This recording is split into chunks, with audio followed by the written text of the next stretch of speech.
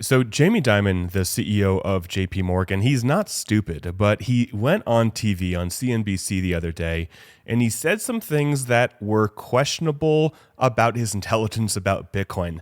So I want to play this for you, let you know what I think, and I think it'll be pretty self-explanatory exactly where he went wrong and why he's saying these things.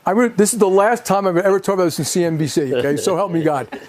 Blockchain is real. It's a technology. We use it. It's going to move money. It's going to move data. It's efficient. We've been talking about that for 12 years too, and it's very small. Okay, so I think we've wasted too many words in that. Cryptocurrencies, there are two types. There's a cryptocurrency which might actually do something. Think of a cryptocurrency as an embedded smart contract in it, and that we can use it, buy and sell real estate, and move data. That may have value. The idea of tokenizing things. Tokenizing things that you do something with. And then there's one which does nothing. I call it the pet rock, the Bitcoin or something like that. And so on the Bitcoin, there's, first of all, and I'm not trying to make a joke here. There are use cases, AML, fraud, anti-money laundering, tax avoidance, sex trafficking. Those are real use cases, and you see it being used for hundreds, maybe $50, $100 billion a year for that. That is the end use case. Everything else is people train among themselves.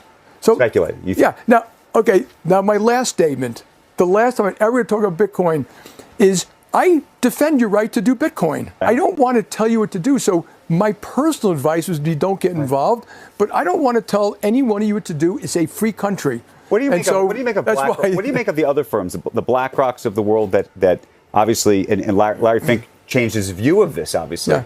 And maybe he changed his view because you think he genuinely believes in Bitcoin or believed it because he thinks that there's a marketplace for it and he wants to be part of that market. But what do you think of there's about a dozen big financial companies, Fidelity included. Number one, I don't care. So just please stop talking about this shit.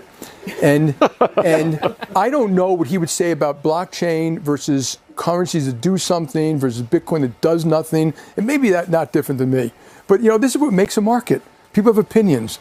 This is the last time I'm ever going to state my opinion. Gold really didn't do anything either. Yeah, but gold's limited in supply. So is Bitcoin. And it's been used.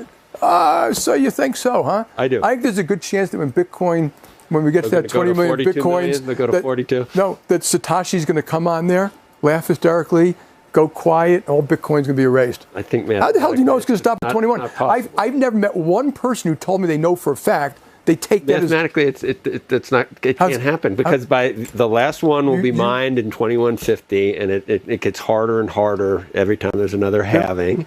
But Jamie, looking back over, you guys do what you want, I'll do what I want. As for gold, you can the 6 characteristics that make gold valuable for 4,000 years. They're all present in Bitcoin. That's all I'll say. And I love you, and I don't want to. And I also don't want to be a. Joe, you may be right. Yeah. I don't own gold either, so okay. That's what I mean. Couple of quick final questions. I like to own things that pay me incomes. That doesn't cost money to carry. Anyway, and it costs money to carry Bitcoin too, by the way. If you can't solve the bad use cases, the government's probably going to have to close it down. So that the thing about the money laundering, you can think, here's the number was 20,000, I think, for U.S. dollars in money laundering, and it was 35 for how much is done with Bitcoin. So at this point, the dominant, is I know, but the dominant, we know about. Historically, the dominant currency for money laundering has been U.S. dollars. I understand. Okay. So there you have it. We have Jamie Dimon basically saying so many incorrect things. Let me head to Twitter. We have Jameson Lopp on Twitter saying, Jamie Dimon thinks Satoshi will come back one day and print more Bitcoin. Quote, how do you know it will stop at 21 million? He keeps asking year after year after year. That's Jamie asking that question. Jameson says, bro, it's 5 lines of code and not even Satoshi can force us to change it. Next from Peter McCormick, we have Jamie Dimon. Bitcoin use cases are money laundering, fraud, tax avoidance, and sex trafficking.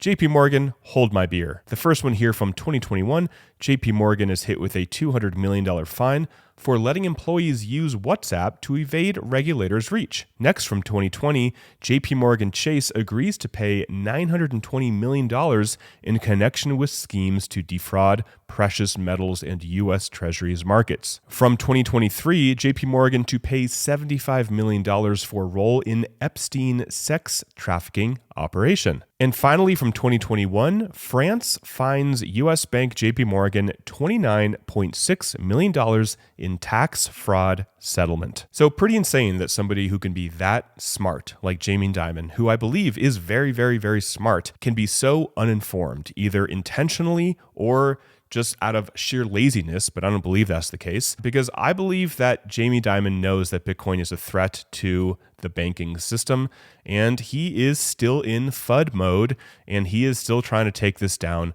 Let me know what you think below.